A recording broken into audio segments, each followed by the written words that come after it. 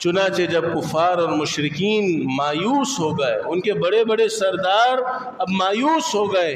کہ یہ تو ہمارے نہ سوالات کا جواب دے رہے ہیں، نہ ہمارے مطالبات ماننے کے لیے تیار ہیں،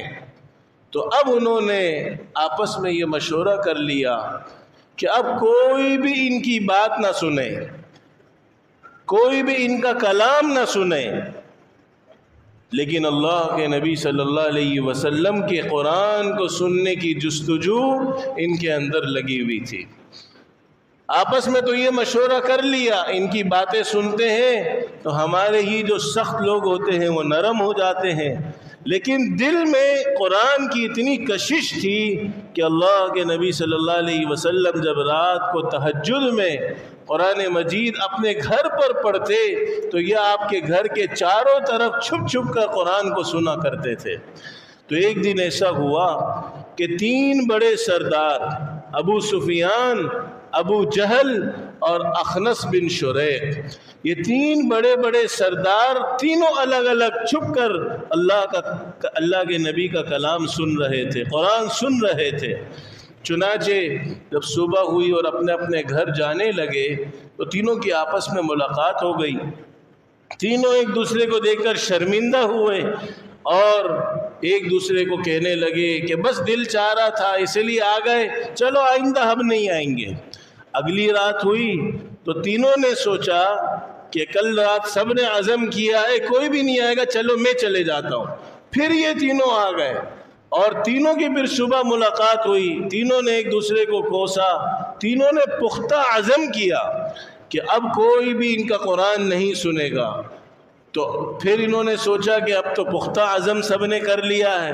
ہر ایک نے سوچا اب تو دوسرے 2 نہیں آئیں گے، چلو پھر تینوں پہنچ گئے۔ تیسری رات کے بعد اخنس بن شریق جو تھے وہ ابو سفیان کے پاس پہنچے